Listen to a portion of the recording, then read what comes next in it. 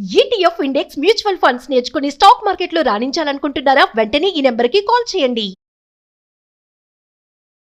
నమస్తే రమగారు. నమస్తే జయ. రమగారు, ఏదో ఒక చిన్న విషయానికి కోపం వచ్చింది. నాకు కాదండి, జనరల్గా చెప్తున్నాను. ఆ కోపాన్ని కంటిన్యూ చేసేస్తూ ఉంటారు ఆ ఇష్యూని.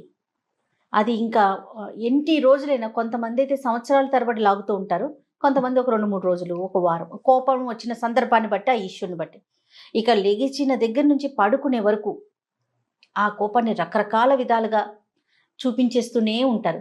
ఇల్లు పాడైపోతుంది, ఆ వాతావరణం మొత్తం కలుషితం అయిపోతుందేమో అనిపిస్తుంది నాకు. వదిలేయలేకపోతారు ఆ అంశాన్ని. దాని ప్రభావం ఇంటి మీద ఉంటుంది కదా. ఖచ్చితంగా ఉంటుంది. ఇంటి మీద, ఇంట్లో వాళ్ళ మీద.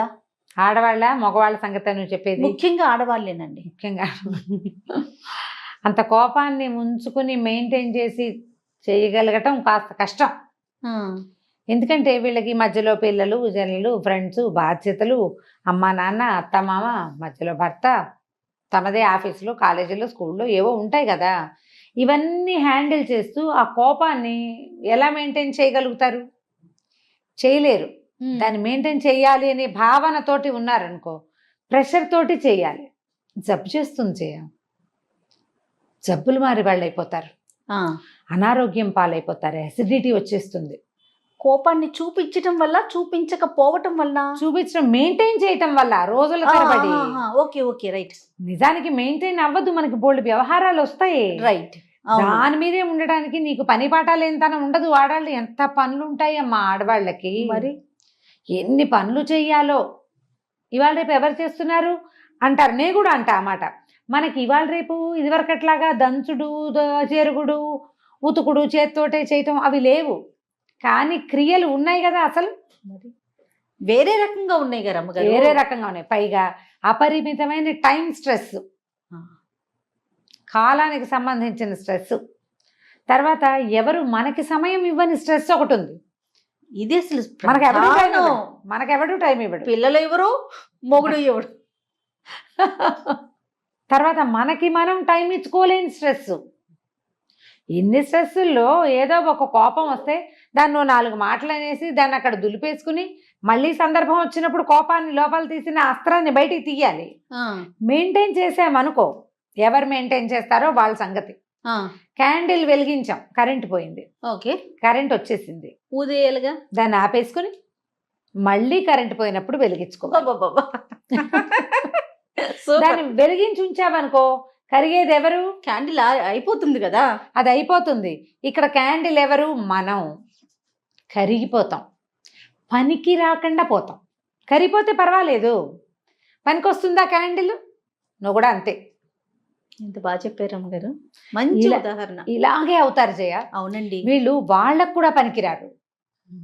కోపిష్టతనంతో మనం మన సొంతానికే పనికిరాము ఎప్పుడు. ఆడవాళ్ళు, మా అబ్బాయిలు మీరు వినకండి, నేను ఒక మాట చెప్తాను, మగవాళ్ళకి కాదు, ఆడవాళ్ళకి కార్యసాధక లక్షణం ఒకటి ఉండాలి జయ. ఎంత కోపాన్నైనా మడిచి చక్కగా ప్యాక్ చేసి అవసరమైనప్పుడు తీయటానికి పెట్టుకోవాలి. భర్తలు ఏదైనా అంటే ఆ అస్త్రాలన్నిటికీ పదును పెట్టి మడిచి పైన పెట్టుకోవాలి. నువ్వు ఈ టైంకి ఎలా చేయాలో ఆ పని చేయాలి. మహానటి సావిత్రిలాగా యాక్షన్ అంతే. అవసరమైనప్పుడు దాచిపెట్టేమే అటక మీద వేసేయి బాణం. దీన్ని రోజు వాడుతుంటే దానికి పదునే పోతుంది. కార్యసాధకుల లక్షణం కాదు. నీ కోపంతో నువ్వు ఉద్ధరించేది, సాధించేది ప్రయోజనం ఏమీ లేదు. నువ్వే మాడిపోతావు. అదే నువ్వు ఆపుకోవు దాన్ని. టైం వచ్చినప్పుడు, మళ్ళా సిచ్యువేషన్ వచ్చినప్పుడు లోపల బడవాగ్నిలాగా ఉంటుంది, దాన్ని విసిరే పని అయిపోతుంది నువ్వు అనుకున్నది. లొంగుతారు అవతల వాళ్ళు. నువ్వు నిరంతరం చూపించే రుసరుస, దుమదుమ, లేచిన దగ్గర నుంచి రాత్రి దాకా నువ్వు ఇలాగే ఉంటే నీతో ఫ్రెండ్లీగా కనీసం పిల్లలు కూడా అయ్యో అమ్మ అణుచుకుంటోంది అని అనిపించదు. నీ రుసరుసలు వాళ్లే పడాల్సి వస్తుంది. నీకు పిల్లలతోటి కూడా స్నేహం మిగలదు. కోపం వల్ల నీకు వచ్చింది ఏముంది? అదే నువ్వు దాచిపెట్టిన కోపం ఉంది చూడు, దానివల్ల ప్రయోజనం వస్తుంది. అమ్మో దీన్ని ఏమని అనకూడదు, అన్నామంటే రేపొద్దున ఎప్పుడో ఒకరోజు కరెక్ట్గా మన మీదకి దూకుతుందని తెలుసుకుంటారు. 2 సార్లు చేసి చూడండి, కోపాన్ని దిగమింగటం చాలా కష్టం. నిప్పులు మింగటం నార్మల్ అయిపోవటం ఇంకా కష్టం కదండి. చెప్పడం భలే సులువు. ఇక్కడ కూర్చుని బోల్డ్ అని చెప్తాను నేను. కదా. కోపాన్ని తగ్గించుకోవడానికి ప్రధానంగా ఆహారంలో కారం మసాలాలు తగ్గించుకోండి. మిమ్మల్ని మీరు ప్యాంపర్ చేయటం మానేసేయండి. అయ్యో నాకు ఎంత కష్టం వచ్చింది అనుకోవద్దు. లోకంలో అందరికీ వస్తాయి, నాకు కూడా వచ్చింది. వర్షం పడితే అందరిళ్ళ మీద పడదా వాన? మనం ఒక్కింటి మీదే పడుతుందా? కాదు కదా, అందరిళ్ళ మీద పడుతుంది. ప్రతి ఇంట్లోనూ మనకొచ్చేలాంటి సమస్యలే అటు ఇటుగా, ఒక మాత్ర అటు ఎక్కువ, ఒక మాత్ర ఇటు తక్కువ, అంతే అంతే కదా. ఇప్పుడు చూడు, ఓపెన్గా ఉన్న స్పేస్ ఇంట్లో ఉందనుకో, మన ఇంట్లో ఓపెన్ స్పేస్ ఉంటే అక్కడ నీళ్ళు ఎక్కువ నిలుస్తాయి. ఓపెన్ స్పేస్ తక్కువ ఉన్న ఇంట్లో నీళ్ళు తక్కువ నిలుస్తాయి. వాన తక్కువ కాదు, అక్కడ నిలవ తక్కువ. మనం కూడా అంతే. నువ్వు మనసుని తెరిచిపెట్టుకుని కోపానికి, దుఃఖానికి, కష్టానికి ఆహ్వానం పలికావా, వానొచ్చి పడ్డట్టు మొత్తం కష్టాలన్నీ నీ ఒళ్ళోనే పడతాయి. ఓపెన్గా ఉండద్దు. జీవితం అన్నాక ఇలాంటి ఒడిదుడుకులు, ఇబ్బందులు, సబ్బందులు రానే వస్తాయి. అందరికీ తాగుబోతు మొగుళ్ళు ఉండరు, కొంతమందికి ఉంటారు. ఆ తాగుబోతు వాళ్ళతో కూడా అందరికీ ఇబ్బందులు ఉండవు, కొంతమందికి ఉంటాయి కదా. ఇది ఒప్పుకోవాల్సిందేనా? అంతే కదా. కాస్త కుస్తా అలవాట్లు ఉన్నా కూడా అవి భార్యల్ని కానీ, సంసారాన్ని కానీ, డబ్బుని కానీ ఇబ్బంది పెట్టని రకాలు, ఏదో పార్టీ ఫ్రెండ్లీగా ఉండే రకాలు కొన్ని, కాదు తాగి తలకి పోసుకునే రకాలు కొన్ని ఉంటాయి. వీళ్ళ మాట వినరు, డబ్బులు తగలబెట్టేస్తారు, పిల్లల భవిష్యత్తు ఆలోచించరు. ఇప్పుడు వాళ్ళతోటి ఈ కష్టం తప్పదు. చిన్న ఇబ్బందులు ఉన్నాయనుకోండి, వీటిని మేనేజ్ చేయొచ్చు. మనం అలా కోపంగా ఉండటం వల్ల, దాన్ని అంటే ప్రదర్శించేయటం వల్ల ఎలాంటి నష్టాన్ని, అంటే ఒక రోజే తీసుకుందాం రమ్మగారు, ఎలాంటి ఇబ్బందులు కలుగుతాయంటారు? ఆ వాతావరణం ఎలా పాడవుతుందంటారు? సర్వనాశనమే. అంతే, ఒక్కటే. నీకేం హ్యాపీనెస్ లేదా? మొదటిది లేదు. ఒకరోజు పొద్దున్న లేచావు, రాత్రి పడుకుంటావు. ఈ పొద్దు నుంచి రాత్రి దాకా కనీసం ఒక 12 గంటలు ఉందా? 12 కాదు, ఇంకా 18 గంటలు, 16 గంటలు కనీసం ఉంటుంది. 6కి లేచామనుకో, ఈవినింగ్ 6కి మనం పడుకోం కదా, 10కి పడుకుంటాం. అంటే ఈ 12, 4, 16 గంటలు లేదా 17 గంటలు ఉంటాయి. ఈ 16-17 అవర్స్లో నువ్వు హాయిగా ఉండే నిమిషం ఒకటి కూడా లేదు, నువ్వు కోపంగా ఉంటే. ప్రధానంగా అన్నం బాగా సహించదు. అంటే ఈ 16 గంటల్లో నీకు ఆహారం తక్కువ. దాని అర్థం ఏమిటి? శక్తి తక్కువ. కోపంగా ఉండేసరికి ఏదో మొండిగా విసురుగా చేస్తావు కానీ మర్నాటికి వీక్ అయిపోతావు. తర్వాత పొద్దు నుంచి అందరినీ విసుకుంటావు. నువ్వు నీ పాత కోపాన్ని మర్చిపోక ఇప్పుడు నువ్వు దుమ్ములాడితే నీ విసురుని భరించినటువంటి ఏ పాపము ఎరగని కొంతమంది జనాలు ఉంటారు కదా. అందులో మన పని మనిషి ఉండొచ్చు, మన పక్కింటి ఆవిడ ఉండొచ్చు, మన కొలీగ్ ఉండొచ్చు, మన పిల్లలు ఎలాగూ ఉంటారు. వీళ్ళందరూ దాన్ని గుర్తుపెట్టుకోరా? రేపు నువ్వు దొరుకుతావు కదా.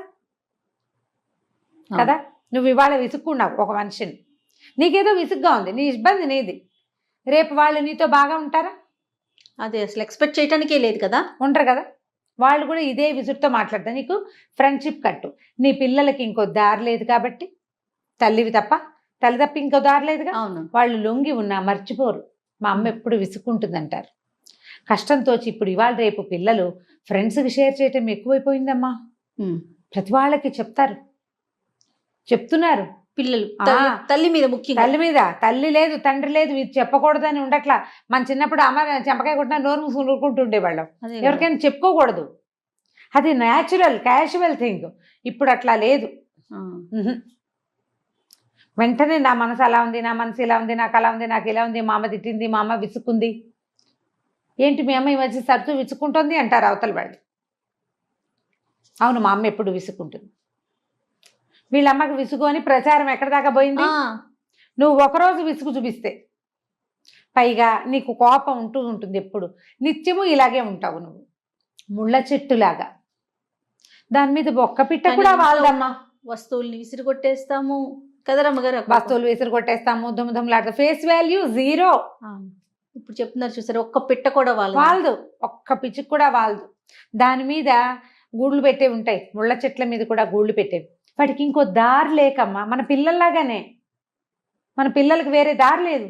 కోపిష్టి తల్లైనా ఎట్లాగొట్లా అమ్మతో భరించి ఉంటారు. అలాగే తిట్లు, కేకలేతలు, విసుగులు, చిరాకులు, ఏదైనా విసిరు కొడితే అవి వీపు మీద 2 దెబ్బలు వేస్తే వాటిని భరించి పారిపోలేక ఉండిపోతారు. కొన్ని పిట్టలే వస్తాయి. పచ్చటి చెట్టు మీద వాలినట్టుగా ముళ్ళ చెట్ల మీద పిట్టలు కూడా వాలవు. దానికి పువ్వులు ఉండవు. ఏ తుమ్మెద, ఏ తేనెకి తేనెటీగ, ఏ సీతాకోకచిలుక మన మీదకి రాదు. హ్యాపీనెస్ లేదు చూడు. ఏం ప్రయోజనం, ఏం సాధించాం మనం కోపంగా ఉండి? ప్రధానంగా కార్యసాధకులుగా ఉండండి. కోపంగా ఉండి ప్రయోజనం లేదు. ఎవరిది వాళ్ళు ఆలోచించుకోవాలి. ఇవాళ నేను చాలా విసుగ్గా ఉన్నా, దీనివల్ల నాకు కానీ నా సిచ్యువేషన్కి కానీ ఏదైనా ప్రయోజనం ఉందా అని ఆలోచించండి. ఒక మంచి సంస్కృత వాక్యం ఉంది, ప్రయోజనం అనుద్దిశ్య మందోపి న ప్రవర్తతే అని. ప్రయోజనం లేకుండా పిచ్చివాడు కూడా పనిచేయడు. చేయడు. దానికి ఒక ప్రయోజనం ఉంటుంది గ్యారంటీగా. ఏదో ఒక కోతి పని చేస్తాడు అనుకో, అందులో ఒక బ్లిస్, ఒక ఆనందం ఉంటుంది వాడికి. నీకేం ఆనందం ఉంది కోపిష్టితనంలో? ఏం లేదు కదా. నువ్వు ఫేస్ వాల్యూ ఎలాగో పోగొట్టుకుంటావు, దుమదుమలాడుకుంటూ ఉండి. సంతోషం జీరో. సహయోగం, మిగిలిన వాళ్ళతోటి మనకు సహకారం, సహయోగాలు జీరో. ప్రయోజనం లేని కోపాన్ని ప్రదర్శించకండి. ఆ కోపాన్ని, మన ఆక్రోశాన్ని దాచిపెట్టండి. ఇంటి వాతావరణాన్ని పాడు చేసుకోవద్దు. మీ హెల్త్ పాడు చేసుకోవద్దు. మీ ఫేస్ వాల్యూ చెడగొట్టుకోకండి. ఒక విషయం మీద కోపం వచ్చి, ఒక వ్యక్తి వల్ల కోపం వస్తే మిగిలిన వ్యక్తులతోటి సంబంధ బాంధవ్యాలు చెడగొట్టుకోకండి. మనం మనిషి సంఘజీవి, మన సంఘాలు బుజ్జిబుజ్జివి. పిచ్చిక సంసారాల్లాగా అయిపోయాం మనం. ఇవి ఉన్న చిన్న పిచ్చిగూడుని ఎందుకు చెడగొట్టుకుంటాం? మీరు పిట్టలు చూడండి, 4 పుల్లలు తెచ్చి 2 గుడ్లు పెడతాయి. ఆ గుడ్ల మీదే కూర్చుంటాయి రోజు. ఈ గుడ్లు పిల్లలు అయ్యే టైంకి అప్పుడో పుల్ల తెచ్చి ఆ గూడుని పెద్దవి చేస్తాయి. అంత విసురుగా వస్తుంది పిచ్చిక. ఆ గూడు మీద వాలేటప్పుడు ఎంత స్మూత్గా ల్యాండ్ అవుతుందో. అవునండి, మనం కూడా అలా ఉండాలి. మన గూడు చెదరగొట్టుకోకూడదు. పిల్లల్ని పిచ్చికలు, పిట్టలు ఎలా చేస్తే అబ్జర్వ్ చేస్తే మీకు తెలుస్తుంది. వీళ్ళని, వాళ్ళ మెంటల్ పీస్ని పాడు చేయటం, వాళ్ళ మనశ్శాంతిని పాడు చేయటం, వాళ్ళ పెంపకాన్ని పాడు చేయటం మనకే హక్కు లేదు. మనతో పాటు పుట్టిన పిల్లల్ని మనం సరిగ్గా చూడాలి. మనకు పుట్టిన పిల్లల్ని. నీ కోపం, నీ విసుగు, నీ చిరాకు, నీ ఎక్కడెక్కడి ఫ్రస్ట్రేషను వాళ్ళ మీద చూపిస్తే కుదరదుగా. కుదురుతుంది, పడతారు, తర్వాత నీతో ఉండరు. ఎప్పుడూ ప్రపంచంతో హాయిగా ఉండలేరు. వాళ్ళకి ఇదే తెలుసు. కొన్నాళ్ళ పైకి వాళ్ళు కూడా ఇలాగే తయారవుతారు. నీతో పాటు నీ పిల్లలు కూడా ముళ్ళ చెట్లుగా మారితే ఓకేనా? ఏ అమ్మకైనా మన పిల్లలు బాగుండాలని కోరుకుంటాం కదా. ఆలోచించండి. కోప ప్రదర్శన ఎక్కువగా చేయొద్దు సిచ్యువేషన్లో. తర్వాత నిద్రలేసరికి మళ్ళీ మామూలే, యథాప్రకారం నడిపించుకుంటూ వెళ్ళాలి. అంతే. కోపాన్ని దాచిపెట్టండి. దాన్ని ఒక అగ్నిగోళంలాగా తయారు చేసి పెట్టుకోండి. అవసరమైతే ఆ గోళాన్ని తీసి విసిరండి. అప్పటి వరకు వదిలేయండి. అంతేనండి? అంతే. సూపర్ అమ్మగారు. నమస్తే. నమస్తే.